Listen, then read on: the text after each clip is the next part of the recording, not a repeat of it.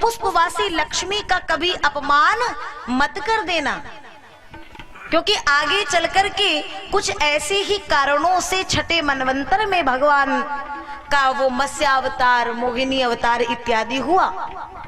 परीक्षित ने जिज्ञासा की, प्रभु मैं कुछ समझा नहीं, इतनी दूर जाकर के इस मनवंतर से उस मनवंतर में फिर अवतार हुआ। हाँ, समुद्र मंथन कराना पड़ा था। कारण क्या था प्रभु? बोले कभी कभी हमारे पास में जब ऊंचा पद आता है। दुर्वासा जी एक बार भगवान नारायण के पास से आए। नारायण ने बड़े प्रेम से उन्हें बड़ी सुंदर पुष्पों की माला दी और दुर्वासा जी आए, मार्ग में इंद्र से भेंट हो गई। इंद्र ने बड़ा सत्कार किया तो प्रसन्न होकर के वो माला इंद्र को दे दी। इंद्र को उस माला की कीमत समझ में नहीं आई और पद के मद में चूर इंद्र।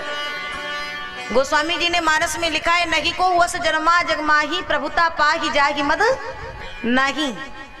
बहुत कम ऐसे हैं जिन्होंने ऊंचा पद पाया और मन में मद ना आया हो। और एक बात मैं यहाँ पे एक बात और कह दूं कि कई लोग अभिमान और स्वाभिमान को, इन दोनों शब्दों को एक साथ मिला करके देखते हैं। अभिमान अलग है, स्वाभिमान अलग है। स्वाभिमान है आपके सिद्धांत को गिरा करके, कुचल करके उस पर कोई आपको चलाना चाहे तो ये है स्वाभिमान को गिराना। और अभिमान क्या है?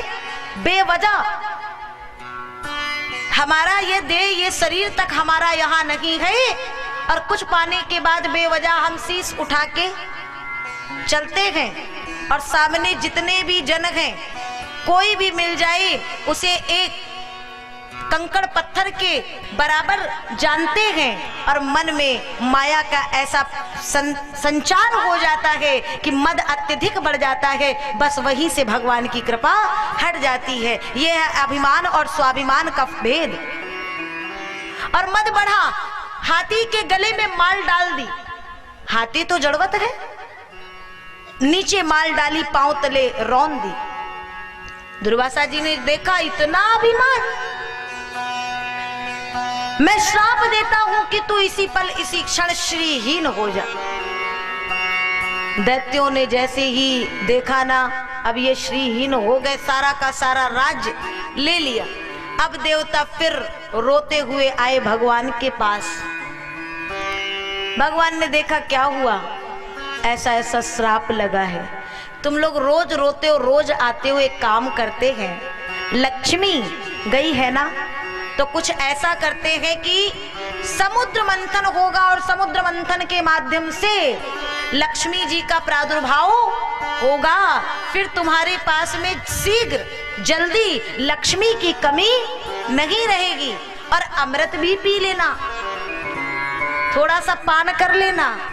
लेकिन ये मंथन अकेले नहीं संभव है, इसके लिए आपको दैत्यों से संधि करनी होगी। प्रभु वो हमसे संधि काहे को करेंगे? बोले लोभ, लाभ का लोभ दो, लोभ दोगे तो वो आएंगे।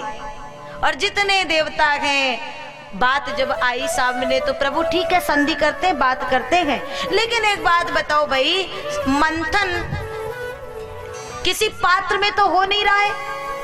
मंथन काहे समुद्र का, और समुद्र का मंथन होने जा रहा है तो आवश्यकता पड़ेगी भाई, मथानी भी चाहिए, डोरी रस्सी भी चाहिए। तो ये रई, ये मथानी काहे की बनाई जाएगी? भगवान ने कहा तुम पहले संधि करके आओ, बाकी व्यवस्था मैं करता हूं। बोले यहाँ मथानी को ढूंढने की, खोजने की आवश्यकता नहीं है, सब तैयार है। अब ये गए दैत्यों के पास और जो देखिए माया के संसर्ग में जो होगा उसको जीवन काल में भटकने में पलमात्र नहीं लगेगा। कोई भी जरा सा भी मोह दे करके उसको भटका सकता है। जीवन में ध्यान रखना, इसलिए कभी भी माया को अपने ऊपर हावी ना होने देना, नहीं तो एक दिन यही माया आपके सिद्धांतों को कुचलवा सकती है। दैत्यों के पास देव गए और बात बताई, समुद्र मंथन होगा, अमृत भी निकलेगा, आपको दे देंगे। अमृत के लालच में, लोभ में दैत्य आ गए। मंथन की तैयारी हो गई है, समुद्र का मंथन होने जा रहा है। मंदराचल की रई मथानी बनाई गई और जब मथने की डोरी की बात आई तो किसकी, कौन सा नाग था? वासुकी, पक्का है ना? ठीक। हाँ, अब हमारी जिम्मेवारी नहीं रहती है ना, इससे भक्तों ने कहा है वही जय जय है। अब तो एक तरफ देव गए, एक तरफ दैत्य गए, मंथन प्रारंभ हो गया, समुद्र का मंथन हो रहा है। अरे जिसका कोई आदि अंत नहीं है उसका मंथन, मथानी सधेगी कहां, आधार कहां है? जैसे ही मंथन चालू हुआ, प्रारंभ होते ही ये तो अंदर की ओर धंसने लगी।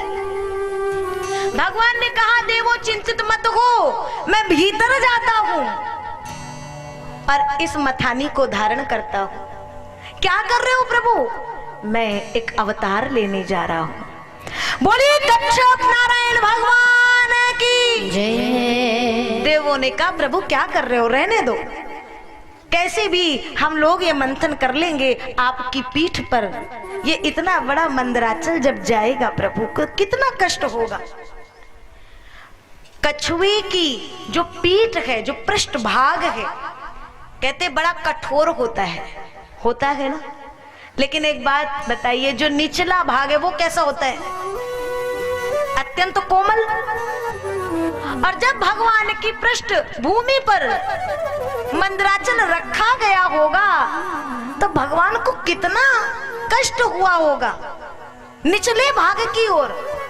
लेकिन भगवान ने देवों से कहा, नहीं नहीं, मेरी चिंता ना करो, तुम अपने कार्य को जारी रखो।